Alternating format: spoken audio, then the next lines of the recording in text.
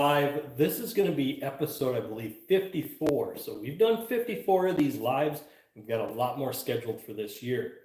So before we get into it, I'm going to give you guys a chance to file in here. Once you've filed in, we're going to go ahead and get started with today's topic. I'm going to set up my chat while I'm at it.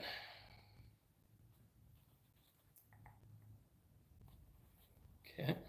All right. Got that ready. I'm going to grab a few things and then we'll get started.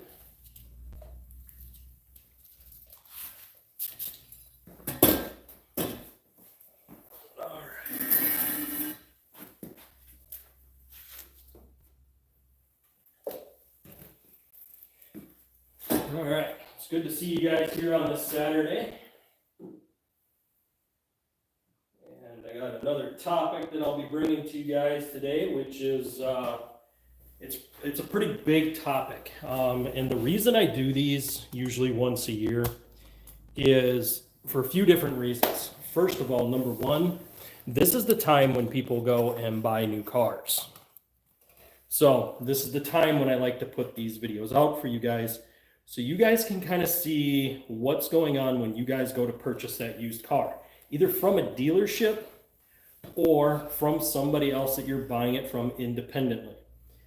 In today's video, I'm going to break down all of this stuff, guys, all of it. So I'm going to go top to bottom. We're going to nail each topic and kind of give you a rundown of what you should do when you're approaching that new car or used car in this case for your future purchase. I'm going to be very detailed in this process. I'm going to try to walk you guys through this step the best that I can. I'm giving you guys a little bit more time to file in here. I'm not showing too many views yet, so I want to make sure we get some views in, and then we'll get rolling on this topic.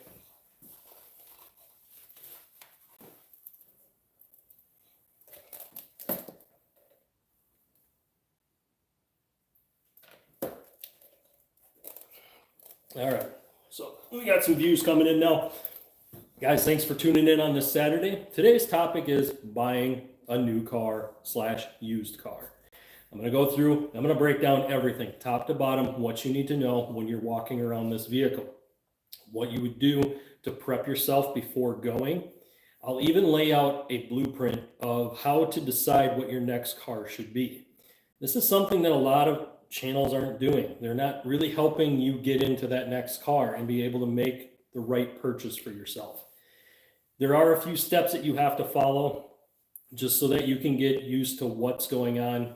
As we file in here, guys, make sure you chat in down below. I'll be watching chats all day today. We will be doing a few small projects, but we're not going to be really grinding away on Malibu steel today. We are going to get into Malibu steel next week. We got a lot going on. This topic was one that was really important for me to do because one of my customers just bought a used vehicle. Rather than having me inspect it beforehand, they just bought it, and now I have to do that inspection tomorrow.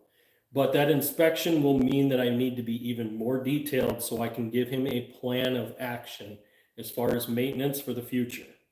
Anytime you buy something that's at least 10 years old, there are certain things that it's going to need straight off the bat. And I'll cover that in this video. Again, make sure you guys chat in down below. We want to get the engagement up today. So please hit that like button. Make sure you guys are hitting subscribe buttons. It really does help build the channel. We are trying to do a lot this year and help build the channel. I also am looking into possibly some merch for you guys. So this is something that I kind of have in the works. Both me and my producer behind the scenes are working on this stuff to try to figure out the best way to do basically merchandise for you guys. Plus, we would like to have some, this is nice and all, but it doesn't help support our channel here. So at some point I will have to start upgrading and wearing merch clothes so that you guys know where you are. I would like to get some banners up in here and finish my garage projects, but that is on the back burner as far as projects go because this car has got to get done and out of here first. That being said, let's go ahead and hit off our announcements. Guys, we've done really good. Thank you guys for all the support. Our subscribers are up. The likes have been coming up. I really do appreciate all of it. You guys make this channel happen. And without you guys, I would have no reason to do this. So We're trying to build this for the future, and here we go.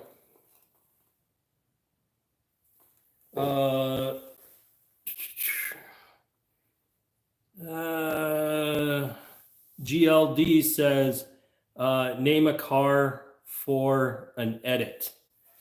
Not quite sure what you mean. Clarify that for me. All right. So if you guys don't know, some of you guys are new here, I'll do a quick rundown of the vehicles in the fleet and their names. So this one over here is Crimson Vortec. This is an 01 GMC Jimmy SLT with leather interior. It's four-wheel drive, which is the reason I have it. This over here is a 2012 Malibu LT. We call it Malibu Steel because the color of the paint is steel metallic. So, and we do have two other vehicles that are on the channel but are not here. The other one is Champagne Bubbles, which is a 2020 Kia Soul EX. And the other one is the Silver Swine, which is our Toyota Tacoma, our 04 Toyota Tacoma pre-runner. We've done a lot with that vehicle on this channel already. I do want to do a few more things. Hopefully I'll get a chance this summer. But you guys already know we voted on doing an engine project on this channel. So I will be buying a junkyard engine, stripping it down to bare block, and we're going to rebuild that back up. That's what we're going to do here. So that won't be done until this project's done. And what is this project? Well, this one is basically it was my fuel economy car to go back and forth to work. And what I've done with it so far is we've done timing chain, and we've got a lot more to go. We've done brakes. We've done tune-ups with coils and spark plugs, E3 spark plugs that have increased the fuel mileage on this thing almost 5 miles to the gallon. I've gone from about 27 to 28 miles to the gallon to 31. So E3 spark plugs make a difference. I will say that, and when we do our engine build for Crimson Vortec, which is what we voted on, I will be doing E3 spark plugs in that truck as well. So just know that that's kind of become a staple of the channel. We're going to be using those in the future for better fuel mileage. All right, so let's go ahead and get into today's topic. I've kind of drugged this out a little bit. I wanted to get more of you guys in here before we got started. Thank you guys for all the support down below. Keep the chats coming in. I'll read them on screen as I can, and we'll get into today's topic. Today's topic is buying another car, a used car, not so much a new car. I'll do one specifically on new car when that time comes up. But for today, it's only on used cars. And I'll try my best to be as detailed as I possibly can with this process. We want to make sure that you guys have all the info when you guys are ready to buy that next car. Now, let's cover some of the basics, shall we? The first basic that you guys need to know is, what are you buying the car for? This is the main key to this whole puzzle piece of buying another vehicle. What are you buying it for? There's a couple of different categories that you need to understand before buying your next car. Are you buying it for fuel mileage? Are you buying it for winter four-wheel drive or off-roading four-wheel drive? Are you buying it for speed and performance? These are the categories that you need to pay attention to when you go to buy that next car. Now, don't get me wrong, speed and performance is a fun category to be in, but it can be very expensive, very time consuming, and might chew up more of your budget than what you're comfortable living with. The next is four-wheel drive. We buy four-wheel drive because in the wintertime, we have to get around. So that's why I've got this one. Next, we buy it for fuel mileage, which is the car. There's one more category I haven't really covered yet, which is either hauling stuff or hauling people. That is a whole nother category in itself. Now, what I'm going to break down in these categories in this video for you guys so that you guys have all the info is what the difference really between the fuel economy and the hauling people is. And we can easily break that one down right now. The hauling the people thing is usually your vans or large SUVs. The vans are going to be better on fuel mileage. SUVs are going to be better because they may have a four-wheel drive or all-wheel drive system, meaning that you can use them in the wintertime.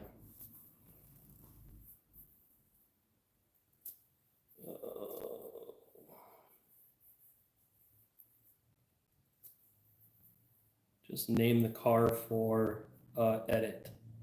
I'm still not understanding what you mean by please just name a car for an edit. I guess if you're trying to tell me that you want me to tell you what car to purchase, that's all going to depend on your needs. And that's what I'm trying to tell you guys right here, is that when we do this, buying a used car isn't about the brand. It isn't about Chevy, Ford, Dodge. It isn't about a Malibu. It isn't about a GMC, whether it be a Yukon, Jimmy, Silverado, Sierra. That doesn't matter. What matters is what you're going to use it for. What you use it for will determine on how you need to inspect this thing when you go to buy it.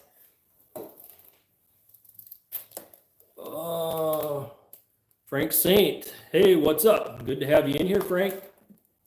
Franklin. So good to have you in here today. Yeah, we're going over purchasing a used car. So each vehicle requires different things. When we're first inspecting a car, most of your harder diagnostics that you need to look at is going to be at the front of the vehicle, meaning you're going to want to check underneath the hood. And I'm going to do this here live for you guys, so I'm not just talking this whole time. There's going to be some demonstration to go along with this, so you guys understand where you're looking, what you're looking for, where those leaks could be. This will help you decide if that vehicle is even safe enough to purchase. The reason I do this, especially during the tax season, guys, is so that you have the info when you're buying your next car, because oftentimes you can get snagged in a bad situation because you bought from a place that you didn't do a full inspection on it. Franklin, what cars do you have? I have an 01 GMC Jimmy, which is Crimson Vortec. I have a 2012 Malibu LT, which is Malibu Steel. We have a 2020 Kia Soul EX, which is Champagne Bubbles. And then we also have a Toyota Tacoma 04 pre-runner, which is the Silver Swine. So that kind of breaks down the vehicles on the channel. And then from there, we can decide kind of what we really want to focus on as far as each project. Today, I'm taking a little bit of a breather. I really do need to get this car done, guys. And it's been tied up in my garage too long. You guys already know what happened. I had a deer hit. It morphed into doing a timing chain. It has morphed into what our next week's topic is going to be. You guys got to stick around for that. I'll tell you guys that towards the tail end of this video. All right, so let's do a little bit of walk around here as you get to a dealership and you decide, hey, I'm going to buy my next new car, or in this case, a used car. What are we looking for when we get near the car? The easiest thing to spot is the tires. Has there been new tires put on it? Have the tires been replaced? If they have, did they get new tire pressure sensors? If they didn't, it could throw lights on the dash and kind of give you an idea that the repairs were done pretty shoddy. We don't want that. So we do want to do that visual inspection first. Next is also to look at the body, make sure it's not damaged or really smashed up. If the body's smashed up, chances are they didn't do the work underneath on the suspension.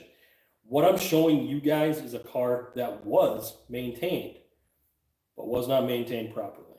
And because of that, I wound up having to eat some of that cost to fix it. Now, this was a good thing for us because we got to see a lot of this on the channel.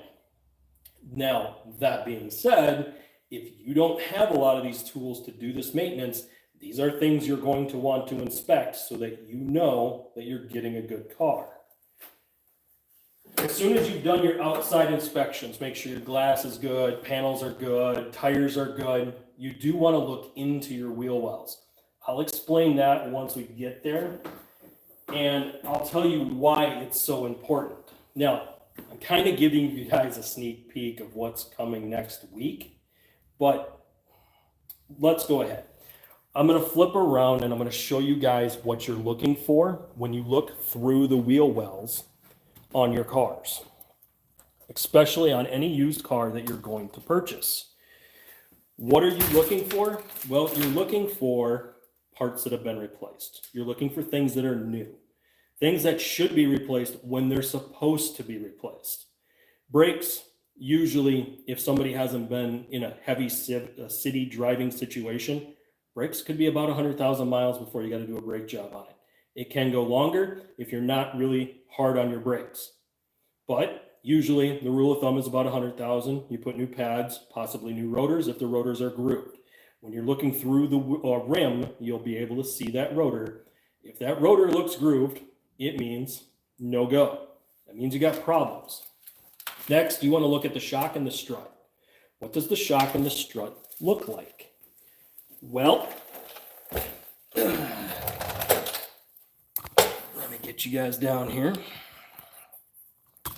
All right, guys, thank you for those likes. Help keep those likes up. Let's keep the engagement up today. I know this is kind of our softer topics when we do a lot of talking. And as much as I like giving you guys the info, I also like doing projects. So we will be doing some projects throughout this video, guys. There'll be small detail stuff. They're not going to be the heavy mechanical that we've seen the last couple of weeks. But don't worry, next week, we got a big mechanical one coming up. And it is on this car. And unfortunately, I'm showing you guys a sneak peek of that right now. All right, so when you're looking through on any used car that you buy, you want to see if this has been replaced. These are only supposed to go about 75,000 to 100,000 miles, and these are supposed to be replaced. Some vehicles, it's even worse than this. Some of them might only get 60,000 out of them before they start going bad. When I do these, I usually upgrade these with a better setup, meaning that I'll go with a shock and strut that is better than factory made.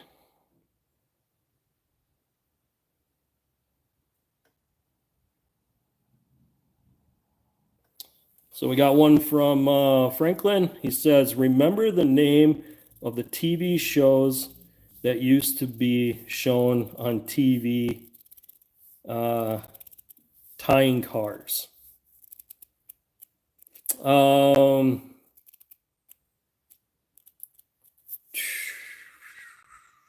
I don't know.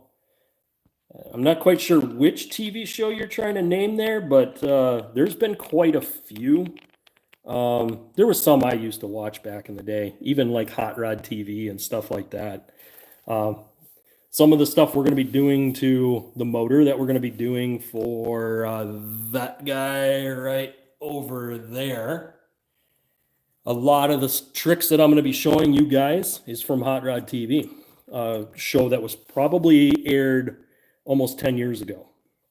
But I'm going to be doing a twist on a few of the things they did that you guys are definitely going to want to tune into, because there were some things they did in that show that I saw that they were doing things that costed them horsepower, and they weren't actually tapping into the full capability of that motor. And it's something I usually do with all of my motors. Okay, so when you're looking through, you want to see if this has been replaced. This is a strut, and I replace these as a strut assembly. I don't ever just replace the strut. The reason why is half the time the springs get rusty, they get weak and fatigued, especially from the amount of bouncing that they take. So it's better to do these as a complete assembly. Where we see people getting hurt with these things is they try to take these things apart. And when they take them apart, the problem is they don't know how to support the strut so that it doesn't fly apart. When you take these things apart, there's only force down and force up. So you have to wedge this down, then you have to be able to support the top. This spring will only spring up. It will never spring left or right. It can't. The spring pressure is in an up and down fashion. So if you ever wanted to take one of these apart, And maybe I could do one for you guys on video. That's something that we can talk about, or I can drop a link if you guys want to.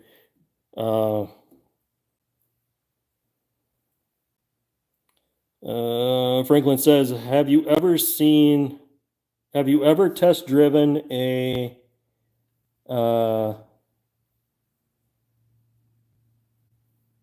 galleon wagon? No, can't say that I have. I do a lot more of the domestic vehicles. I've played around with a few G-Class Mercedes. No, G-Class is a little bit out of most people's price range. I try to keep a lot of this content in, the average kind of what people can afford to buy. All right. So yes, if these have been replaced, the brakes look good, then you can go ahead and move on underneath the hood. So let's look at what you're going to inspect when you're underneath the hood. Now, you guys are getting kind of a cheat here because I've cleaned up all my covers. One thing you could do is if the engine bay looks trashed and looks like there's mud and dirt and dust everywhere, this is a sign that the vehicle may have not been taken care of very well. The only thing is sometimes during a test drive, you're not going to be able to take anything apart other than maybe, if you can, release your air box and look at this filter. If they're lazy enough to not change this filter, that means you don't even know if oil changes were done when they were supposed to be. This is a huge giant red flag, guys, and I really hope you guys are hitting the like button and subscribe buttons here because I'm going to drop some solid info on you guys right now. If somebody can't put in an air filter, which oftentimes does not take any tools whatsoever, the chances of them doing regular oil changes at 4,000 miles is not very likely either. That also means that their coolant hasn't been flushed when it was supposed to, and the brake fluid hasn't been flushed. These fluids need to be changed. So, service intervals. Let's cover this real quick. I've done plenty of videos on service intervals. Oil, 4,000 miles. Coolant, 100,000 miles. Brake fluid, usually about 35 to 45,000 miles. Air filter, about twice a year. And that's if you don't live on a super dusty gravel road. Transmissions, even though they say they're lifetime service, that transmission flush should be done at 100,000 miles. You shouldn't let it go past 100. So usually 100, you're doing coolant and transmission. Gets to be a costly repair during that time, but those are the standard things that need to be done. So when this is up and you're doing your inspection, you're looking for any leaks. You're looking for any coolant leaks that might be the color of whatever's in that bottle. Mine is orange because it's a GM. You might have green if it's a Kia. You might have green if it's older GM or older Ford. You might even have like a yellowish color. Franklin saying, have a good day. Bye. Good to have you in, Franklin. We'll see you next time. You also want to look at the valve cover right here. We just put this new valve cover on when we did our timing chain. If this valve cover has been replaced, there's a new gasket and the cover looks clean, that means that they went in here. Now, if the vehicle is due for a timing chain, a lot of time timing chains are about 120 to 140,000 miles. That's when you're supposed to do a timing chain. We just did one on here at 144. The chain was very stretched. It needed to be done. We had no options. It had to be done.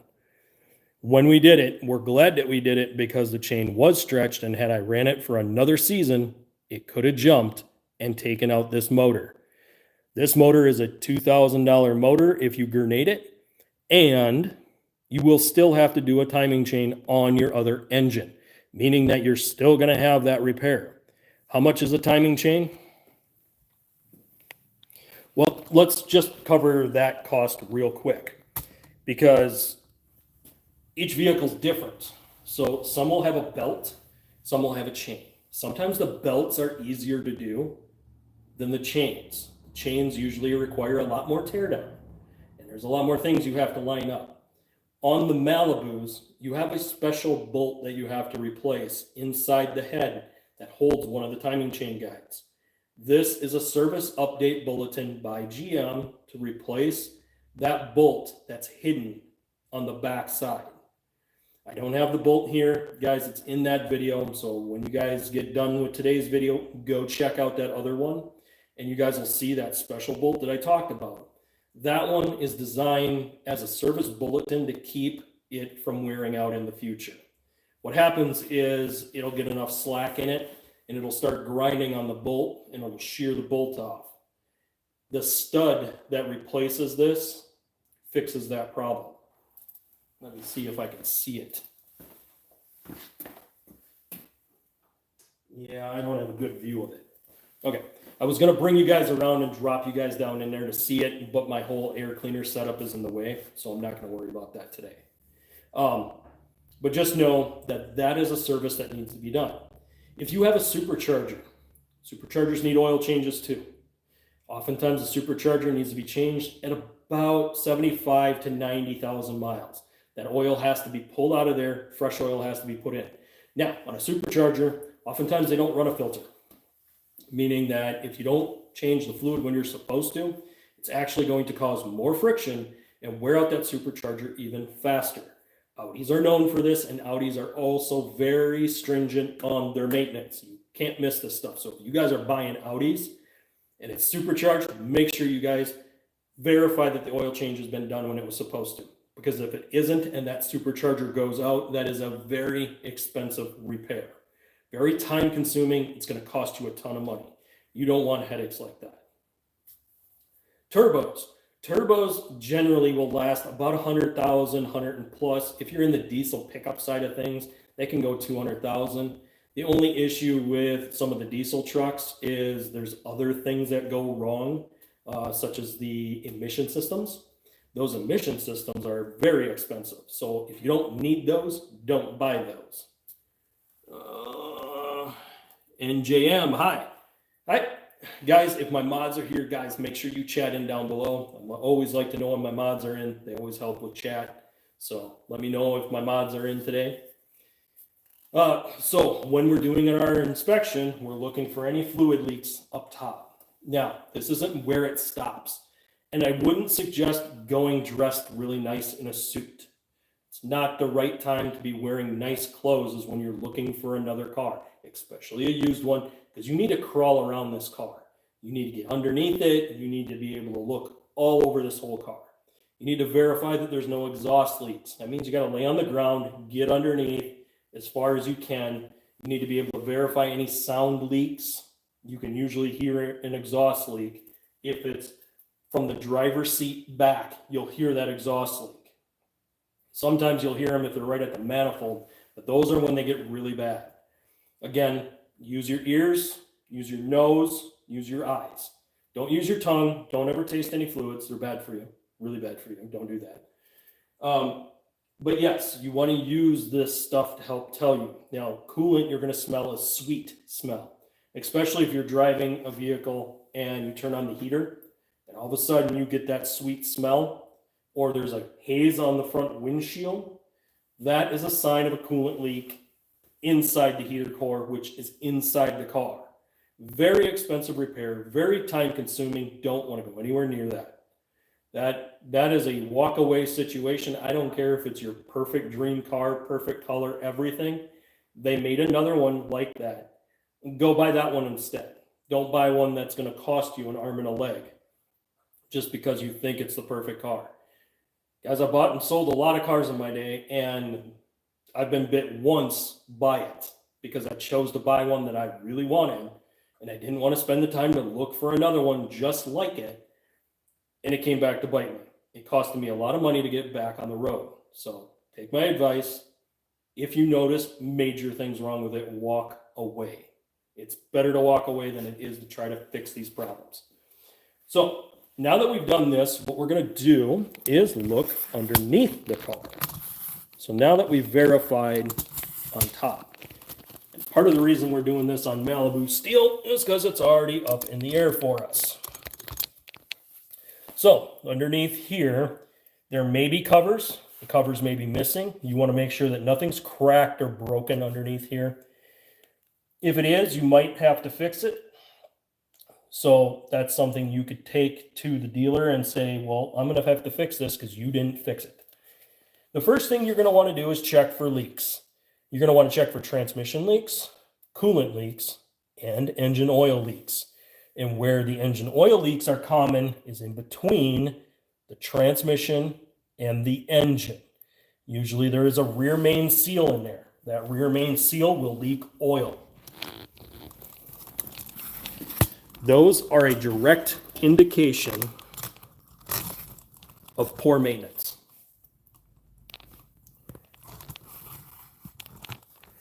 And when we have situations like that, it's better to walk away.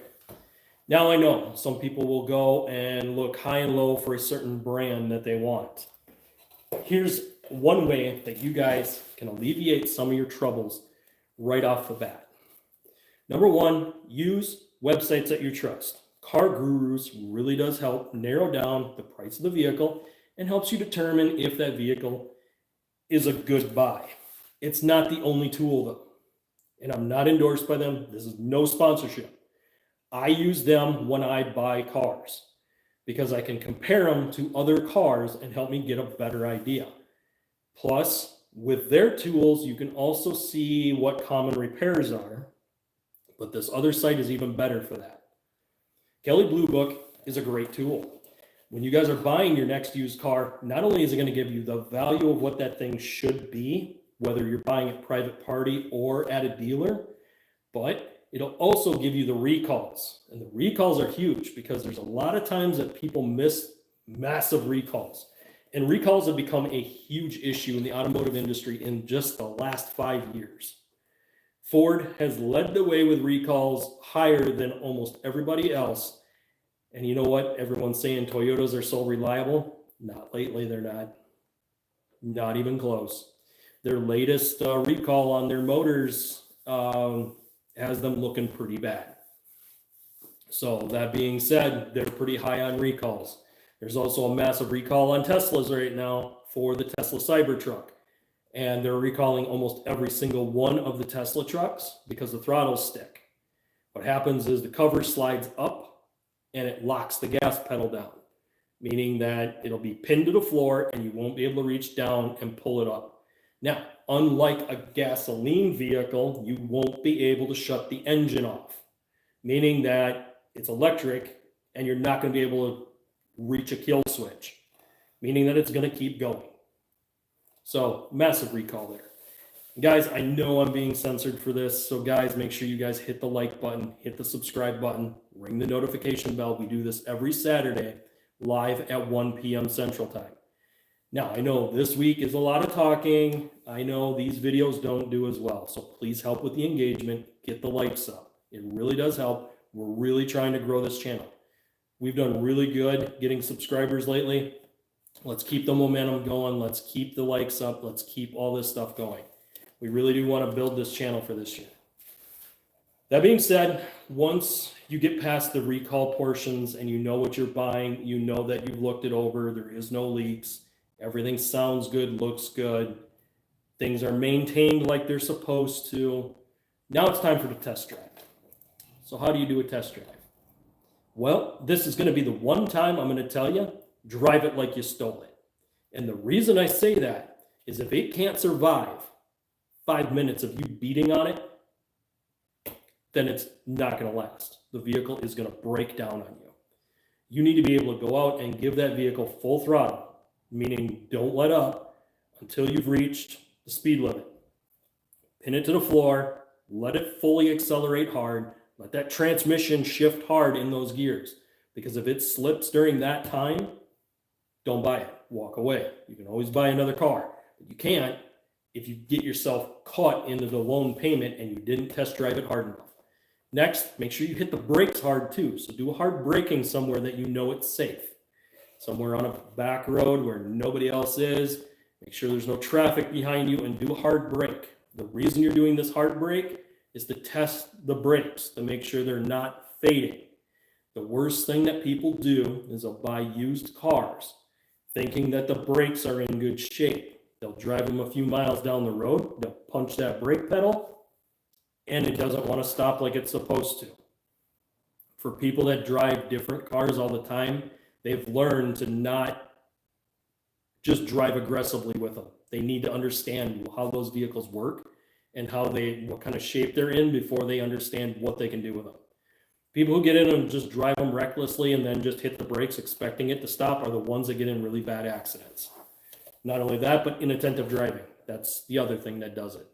So inattentive driving is one of the most leading causes of accidents next to drunk drivers, neither of which I endorse. Guys, I'm a professional driver for a living. So don't use your phone. I'm serious. If you guys are driving, don't use your phone. Put the phone down. If somebody texts or calls, it doesn't matter. You can answer it when you get to wherever you're going.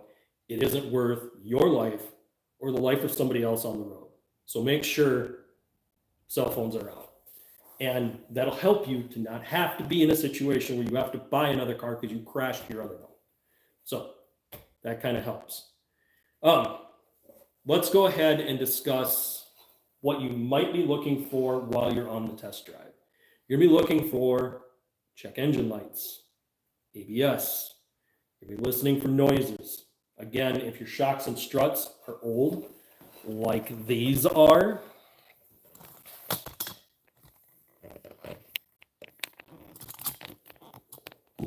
if they're old, like those, they could be making noise, they could be leaking, and they could have bigger problems. Again, I choose to do mine as a full assembly. You guys see that we already did our rotors. We did that here on the channel, guys. There's a separate video on that. And the rotors came out good. The only thing is I had a bad caliper. I actually had 2 bad calipers. So we did calipers all the way around on this vehicle when we did it.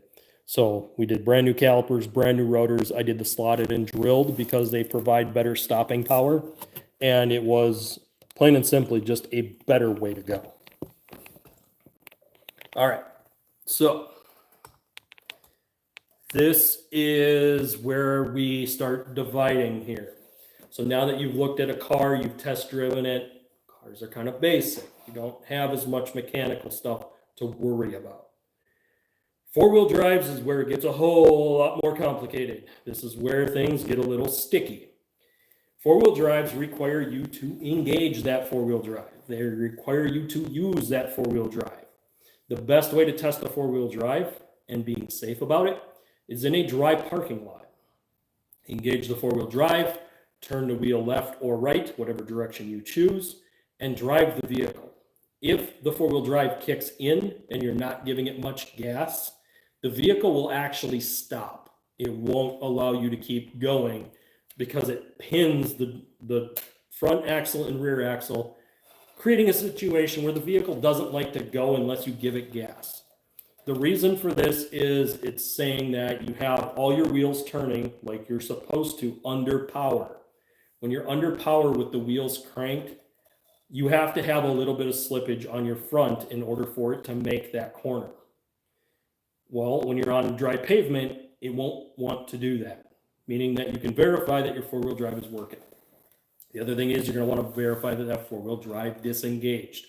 Now, on older 4-wheel drives like Crimson Vortec over here, you have to back up for quite a ways before it fully unlocks the front differential.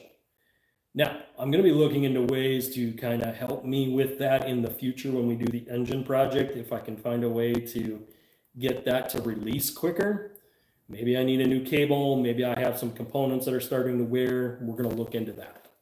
But for now, you guys need to know that if you're buying a 4-wheel drive, you need to test that 4-wheel drive.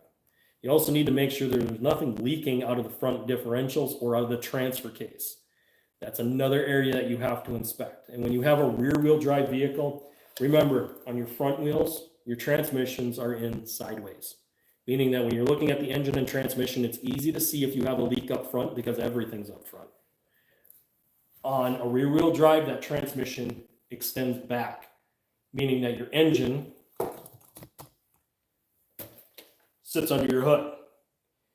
Transmission's bolted back behind the firewall. You can have a leak either at the firewall from the transmission or in back where the drive shaft is.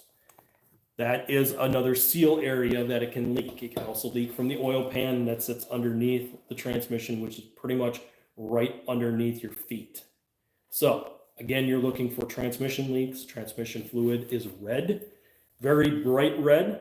When it gets burnt or starts going bad, it turns black.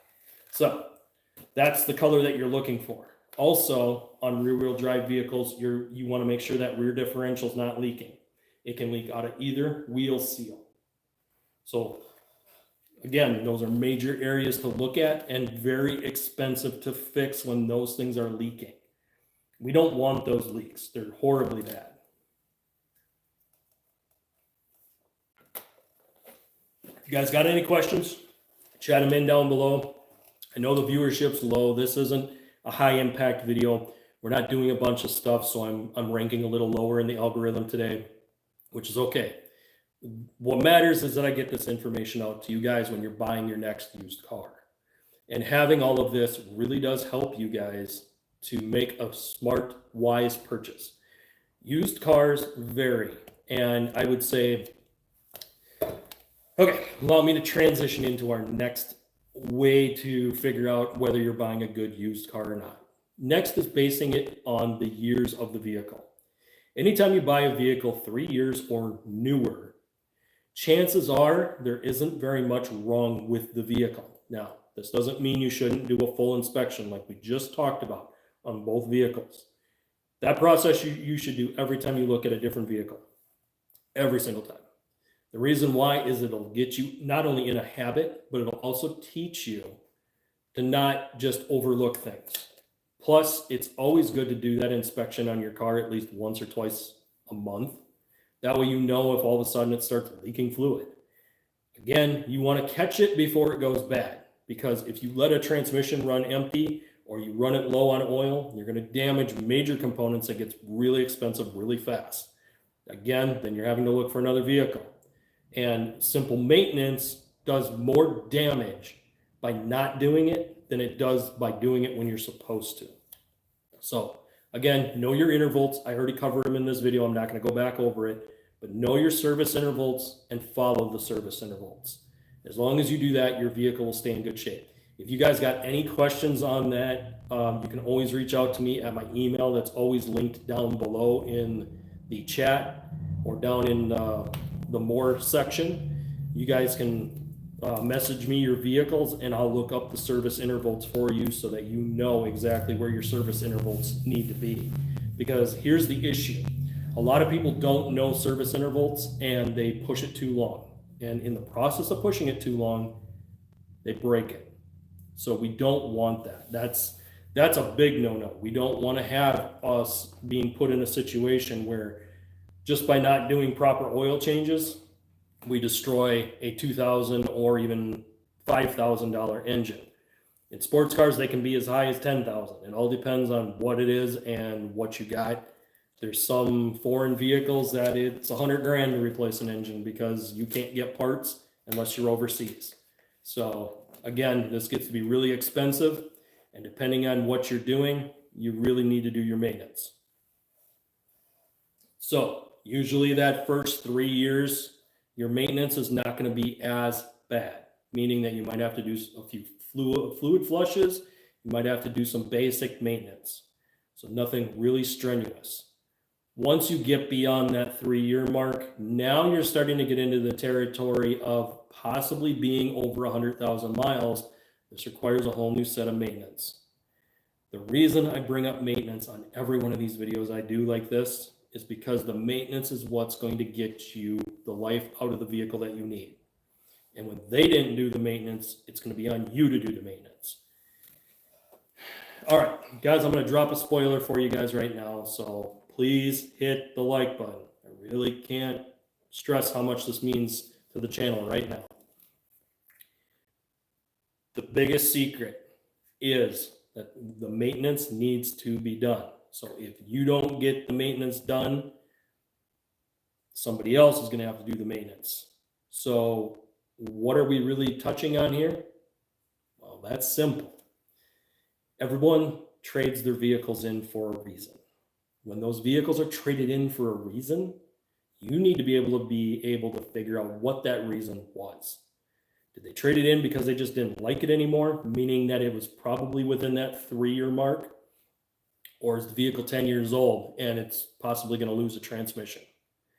That's what you need to figure out. And when you figure that out, then you can decide if the vehicle's worth purchasing. Oftentimes, if it's traded in on a later model, oftentimes there's a major issue. A brake line, a transmission, a motor. Those are your big ones. Also, you could have some suspension or rust issues. Those are the other two that'll creep in on you when you're doing used car purchases. So make sure you inspect them, look at them good, look underneath the rocker panels, look underneath the wheel wells, in the wheel wells, look everywhere. Don't take any little piece of information out of the equation, because that's a little piece of information that you can then turn around and go, no, I need to fix this because you didn't do it. And I'm guessing if you didn't do this, there was other things you didn't do. Those other things are going to cost me money. And if you're already asking top dollar for this, I can't give you top dollar because I need to go fix these things. And I've actually done that to people when I'm at a spot that I'm inspecting a vehicle that I'm going to buy. I've come up to dealers even and said, okay, you guys want me to buy this? This vehicle's valued at $6,000. All right, let's give you guys an example right here. All right, you guys know Malibu steel. It's been on the channel long enough. Bought it from a private person. Private person wanted $6,000 for this car. Now, knowing that he said he took care of the car, you could have assumed that he did the maintenance on the car. Well, what I'm showing you guys already, he didn't fully do the maintenance. And why didn't he? Maybe he didn't know. Maybe he was being lazy. Maybe he didn't really care. Either way, I had to do this maintenance. So rather than me saying, all right, I'm just going to go ahead and give you the money for this car, when there's a chance you didn't do the timing chain, you didn't replace the shocks. Sorry, man, I can give you $5,000. Meaning I'm going to eat the $1,000 that I'm going to turn around and stick back into this thing later on to replace these components that you didn't do. Now, I was able to do it that way because I'm not paying labor. If you have to pay labor, you have to calculate that in there. If you're dealing with a dealership, make sure you negotiate that repair. Meaning that if, okay, you guys want me to buy this for $6,000. It's never had a set of struts. The brakes are fried. That's fine. I'll pay for parts, but you guys are eating the labor to put the stuff in. I've done that negotiation too. To where, hey, I'll buy it from you at the price you're asking. But these components need to be fixed because it should have been done prior. I will help pay for parts, but I'm not paying for labor. Meaning that if they really want to sell the car and their sales numbers are down that month, guess what they're going to do? They're going to go ahead and give you that deal. They're going to take it, they're going to run it through their shop because they can eat the labor in their own shop. Where if you just buy the car outright, you're going to eat the parts and you're going to eat the labor. That is a huge negotiating trick when buying a used car, especially from a dealership. A private party, it's going to be a lot harder to do that, especially if they don't have any idea what mechanical is. You're not going to be able to get them to eat that labor because they're not going to be able to do it. Me, on the other hand, I can. So if somebody bought a car from me, I would flat out tell them, okay, this is what it is, this is what it needs, this is what I have done, this is what I haven't done. When I'm done with this car in probably about a month, this car won't need a single thing. Meaning that if I sold it, I would sell it for top dollar. Because why am I going to give away everything I've worked for? That makes no sense. But at the same time, if I don't sell it, I know I got a car that's 100% bulletproof. I could literally jump in that car and drive it anywhere in the continental US and get to where I needed to go without having to worry about anything but putting fuel in it. This thing does not burn a drop of oil. It does not have any leaks, and it's solid.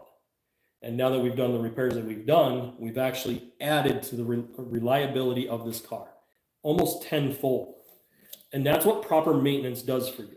When you have proper maintenance, when you're doing the things that are required, not just the things that, well, hey, I need tires. Well, everybody needs tires if your tires are wore out. That's a given. Everybody needs brakes if the brakes are wore out. That's a given. Those are maintenance items. The part that drives it harder is the stuff that is on the maintenance schedule that just isn't being done. Shocks and struts, coolant flushes, transmission flushes, those are the huge ones. Those really are big, big issues. So any suspension components, it's a massive deal, and it gets to be really costly. If you don't know how to do them, you have to anticipate that cost buying the used car.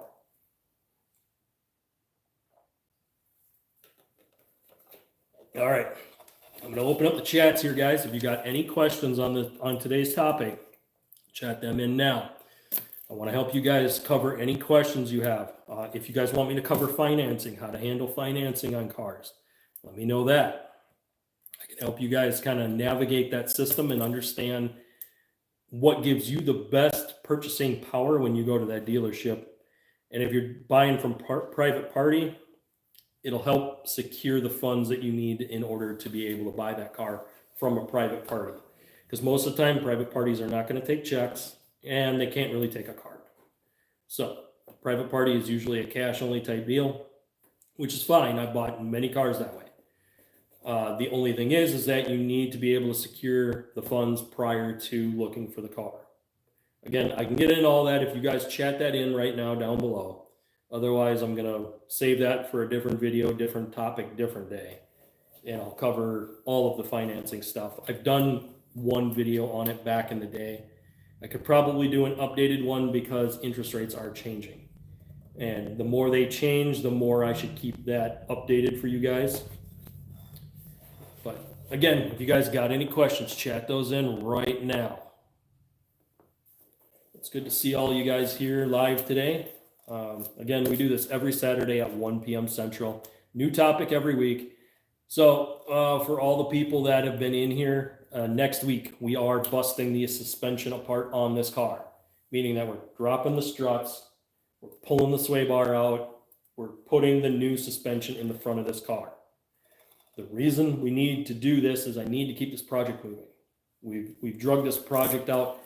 I'm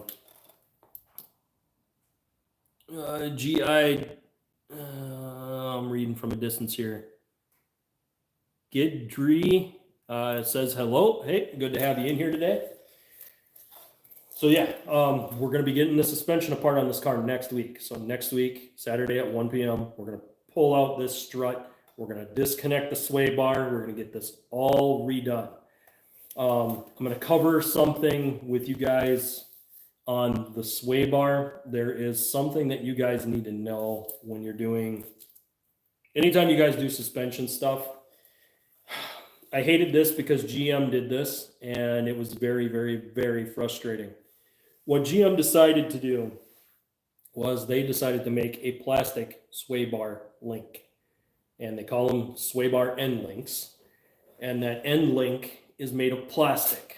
That plastic will flex, it will bend, and it will break.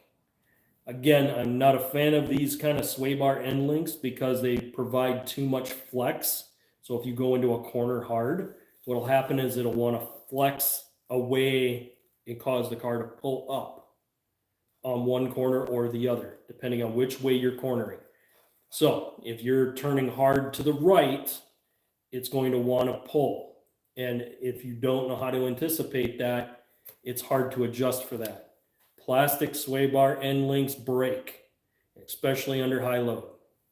So next week, we're swapping out our plastic junk, that's stock, and we're putting in an upgrade. I'm not going to show you guys what that upgrade is. You're going to have to tune in next week. I'm not going to spill all my secrets here. But just know that next week we are tearing the suspension down on this. We're going to get the front end done and put back together.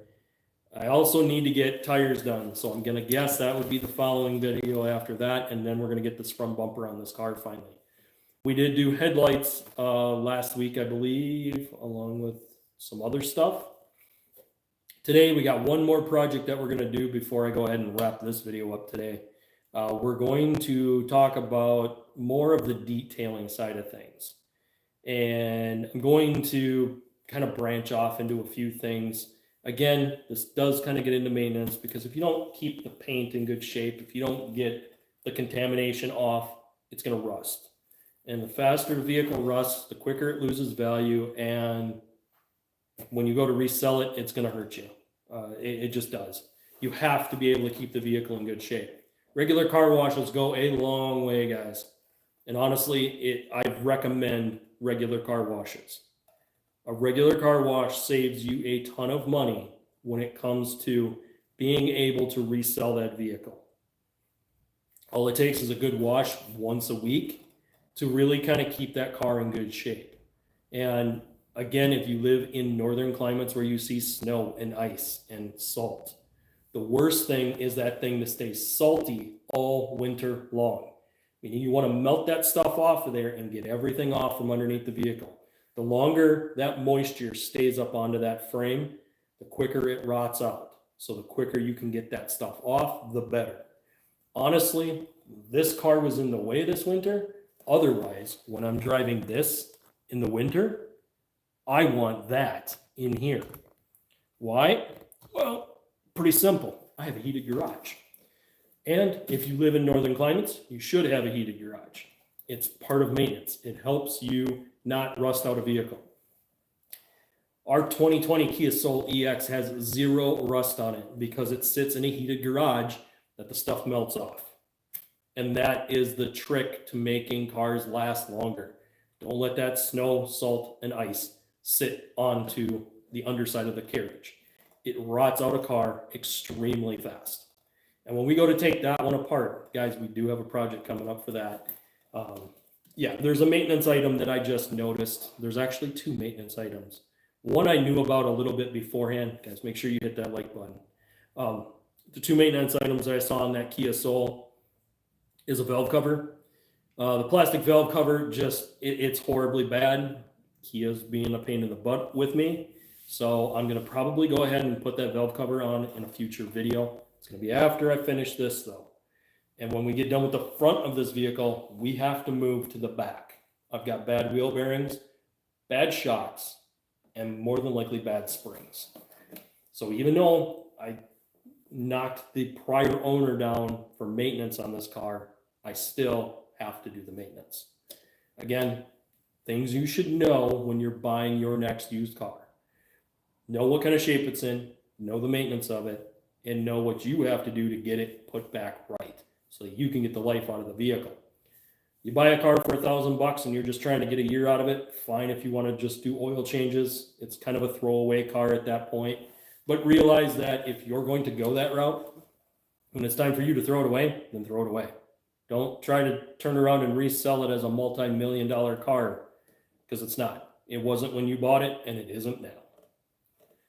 And that's the hard reality of that situation.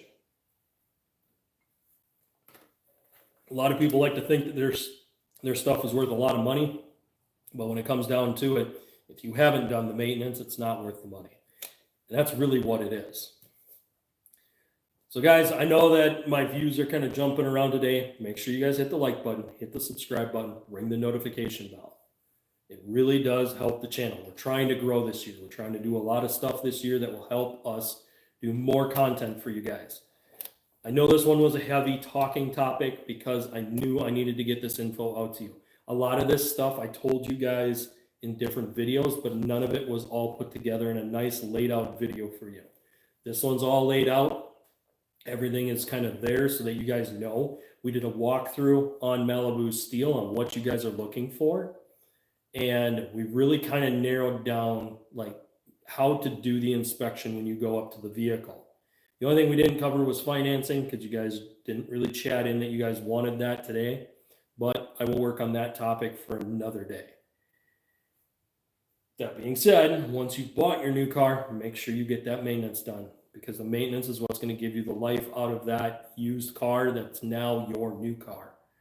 and the maintenance is key. Brakes, oil changes, keeping the leaks away. Those are the big things. So we got one project over here on the bench that I'm going to switch over to. We're going to go ahead and do this. If you guys got anything you guys want to chat in today. Today is the day I'm watching the screen and I can see what's going on. So if you guys got any questions, chat them in down below. I'll help you guys answer your automotive stuff and we'll kind of go from there. If you guys have heard anything in the automotive news that you want me to talk about, drop that down there. So just chat that stuff in. Let's go ahead and transition over to the bench. I've got a small project going on here. And we'll go ahead and transition to this.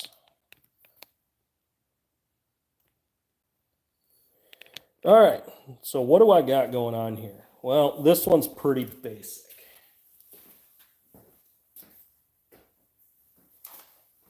What you guys are seeing is the center caps. So these are stock center caps. And these are for Malibu steel. And I've already eliminated all of my gold bow ties, except for on my wheels. That being said, I don't like the gold on this car. So, guys, gold on a car like this makes 0 sense. There is more black and chrome accents and painted body panels on this car, and the gold just doesn't flow good with that color. So, with some simple vinyl, I can merely do an overlay and cover up that bow tie. And that's what we're going to do here yet today. We're going to go ahead and cover up this bow tie. These are for the rims. These are the center caps on the rims. I've already done this one, so you guys can see how that's on there. This is my main emblem badge for the front of the car. This is going to go into that new bumper that we got to put on the car here in a few weeks. I've also replaced all the double-sided tape, and I've added a nut on this side to keep that from coming out. When I go to put this badge in there, I'm going to tighten that nut down so it can't walk out. A lot of people that have replaced their front bumpers put this badge back on. They'll put this double-sided tape on and it doesn't stick properly sometimes. And what will happen is they don't put a nut on here, and this nut will actually hold it in from it falling out. So I added that in there to make sure that we were good there. But today we're going to go ahead make sure that my stand is all the way up, because I'm going to have to put you guys almost all the way up here.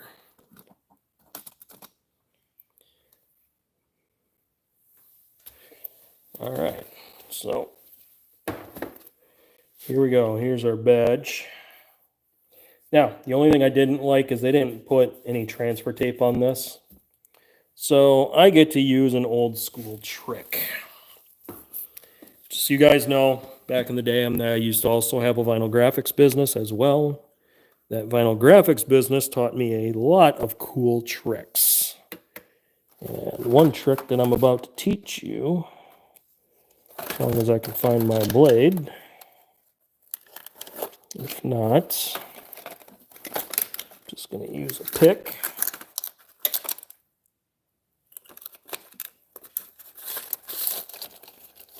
Actually, I might use 2 picks. So I'm going to use 2 picks. I'm going to make sure they're clean so I don't get anything on the tape. So I don't want anything getting onto the vinyl other than what's supposed to get onto the vinyl. If there's any grease on here, it's going to permanently mess up the adhesive. So we're going to make sure we clean these real quick. You can use glass cleaner or general purpose adhesive remover. And you should use some adhesive remover on this before you get started. You want to make sure that you have a good clean seal.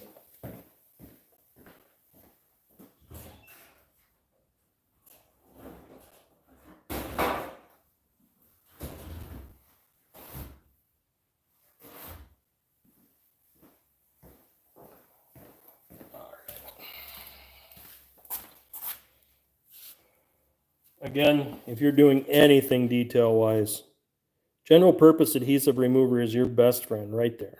There's the part number. And I don't need a lot, just a little dab. I'm going to clean this quick.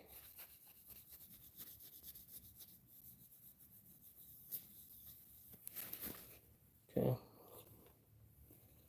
And then I'm going to clean my tools quick, because again, I don't want any grease or debris getting onto the stickers.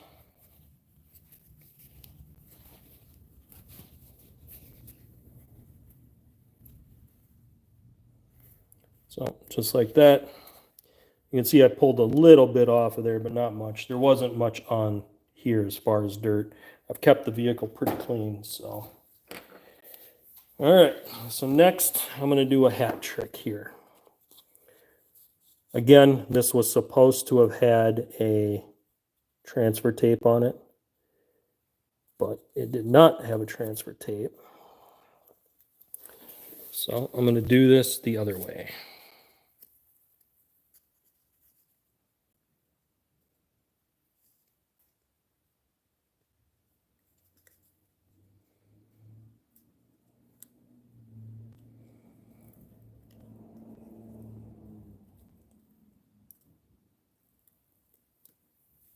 Okay, just like that, I've grabbed my sticker. Next, I want to line this up and then set it down on there. I'm going to move you guys to the side here so I got room to do this, because I need to be able to see it.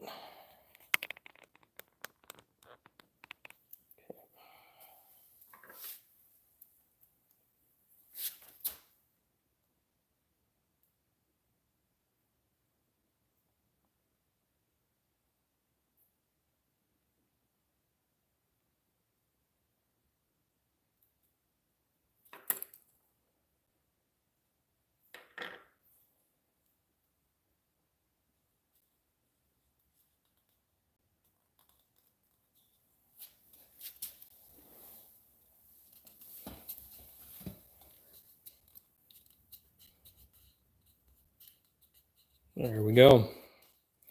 All right, so just like that, boom. We have done the inlay on this. We've removed the gold bow tie and now swapped it out for this black one. And this will work for all of my rims. So I will have all of my rims will match. And they'll also match my front badge when we go to put our bumper back on. So it's little details when you're doing cars that makes a huge difference. And yes, the maintenance needs to be done. Nobody denies that the maintenance is really, really important. But it's the small details that bring a car together. It's the little things that you notice when you walk around a car that says, hey, this guy took extra care of this car. He cared about what he was doing. He did it accurately. He didn't waste a bunch of money and time that you hope to be able to get it to look the way it does. So simple things like this, when you're looking at a car that you're going to buy, sometimes these are good indications on whether or not the car was actually cared for and taken care of.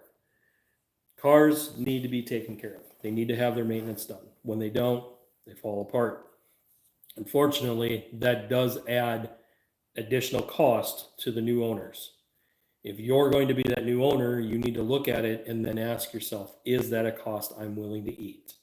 And when it isn't, it's safer to walk away. Again, there's always another car out there. If you like a car that's red in color, there's a bunch of red cars out there. You shouldn't get so tied up on just the one car. If you're very loyal to a certain kind of car though, let's say you absolutely love the Malibus and you want a Malibu, then look for a Malibu, but be willing to go further away to get a good one. That's one of the last pieces of the puzzle I'm going to give you guys here. Again, today was a lot of talking, and it usually gets my throat, going pretty good when we're not doing a full physical project. This kind of killed a little bit of time, but not a lot. When it comes down to it, don't be afraid to have to drive 2, 3, sometimes 400 miles to go get the car that you want. Don't be so locked into, well, it's just down the street and I could go buy it. That's how they get you, because they know what cars look good. They know what cars they can get their hands on easily. And then they turn around and try to resell those cars. Well, a lot of times those cars have been passed around by a few people in the same town. The maintenance hasn't been done. It's been beat on, not taken care of. I don't like to buy cars in the same town I live in. Honestly, it's just a bad idea, especially from a used car, because unless you know where that car came from and its maintenance records, you're basically starting from scratch no matter what. I have seen cars really close to home that do look good and make me kind of go, maybe I should. But I try to fight back that urge as much as possible, because there's too many times that it's never a good idea. You can usually find a better deal later on, or you'll find out that there was something pretty wrong with the car, which is why the person traded it in. Again, anytime you're dealing with used cars, it's your job to figure out why that car was traded in. Was it traded in because it was a lease, or was it traded in because there was a bigger issue with the car? If there's a bigger issue with the car, then that isn't a huge problem. Just know that you need to do a little bit more detective work to figure out if you want to take the chance on that car. And that's really what it comes down to, is know what you're going to buy and the purpose of it, and then decide if that vehicle you're looking at the time has any massive issues. And if it does, you need to ask yourself, can you fix it? Do you got to pay somebody else to fix it? If you do, then you're going to have to eat that cost. And unfortunately, that's not a good thing. So, guys, we've gotten down to the wire here. My views have just been all over today, guys. And honestly, I know that some of my talking point videos are usually lower view. Usually my project videos do much better. But every once in a while, I do have to throw these in here. I got to do some of these that get the info out so that you guys know what to do. But, usually I try to space these out a little bit. But next week, guys, we are getting back into Malibu steel. We're going to dig into this thing hardcore. We're going after the suspension. We're going to get that suspension knocked out of Malibu steel. I want to get the front struts done, sway bar end links on it. The following video, I want to do tires, so I can get tires put on the vehicle. And then we're going to start getting the plastics put back on it. We're going to start getting the bumper put back on it. We're going to do a bumper assembly video for you guys on that. So there's a lot of grill pieces. It'd probably be good to know how to replace the grills. Now, on a project like this one, that grill is pretty easy. It just snaps in all the way around on the grill.